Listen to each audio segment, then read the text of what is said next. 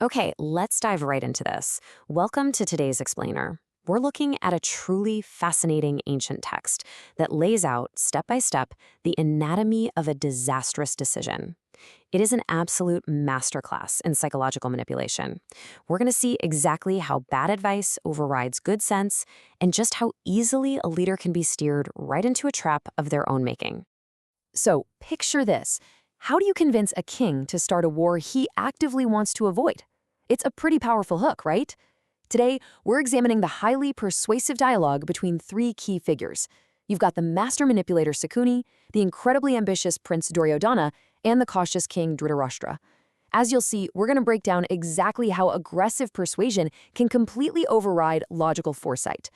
All right, let's look at phase one, the dice as weapons. Now, every great trap starts with a seemingly harmless pitch, but Shakuni, well, he isn't hiding his intentions from his ally, Duryodhana. This is chillingly brilliant. He explicitly pitches his gambling skills as a literal weapon. He says betting is his bow, the dice are his arrows. It's designed to snatch the prosperity of their rival, Yudhishthira, without ever drawing a physical blade. I mean, it is literal bloodless warfare. But here's the thing, you absolutely cannot sell a weapon to a peaceful king. So while Shakuni openly admits gambling as a weapon, Duryodhana completely sanitizes the pitch for his father, the king. Duryodhana claims that men of ancient times invented the use of dice, and that there is literally no destruction in it. He sells it as a peaceful, bloodless door to heaven, a completely harmless way to make their rivals their equals, rather than their superiors. It is the ultimate bait and switch. Moving on to phase two, isolating the voice of reason.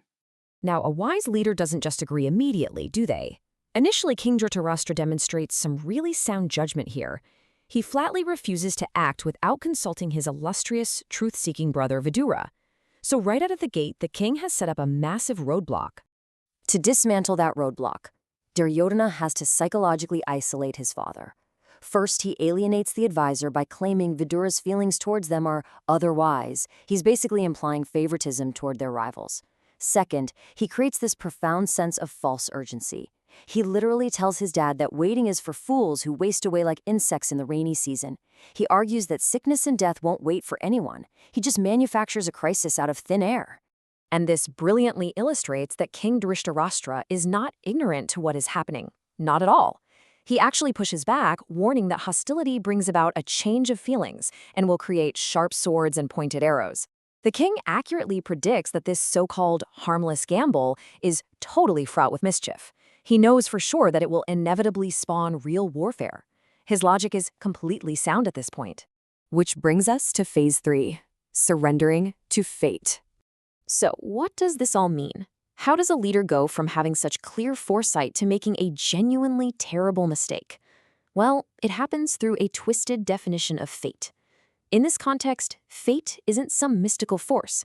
It's a supreme, unavoidable scapegoat used by a weak-minded king to actively ignore his own reasoning and yield to disastrous counsel.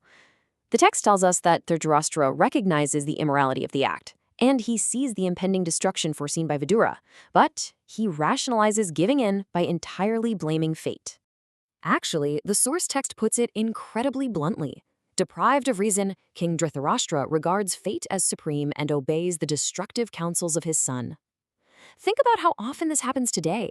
How often do modern leaders use similar concepts of inevitability, the market, the changing times, the algorithm, to justify yielding to aggressive, poor advice?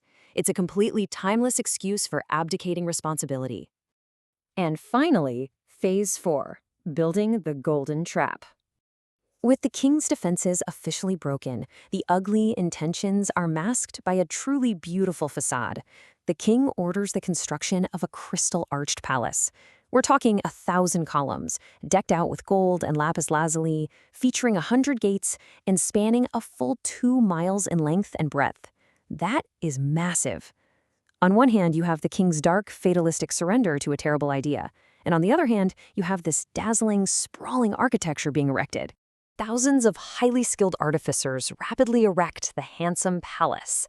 They cover it with these many-colored carpets, inlaid with gold and countless gems.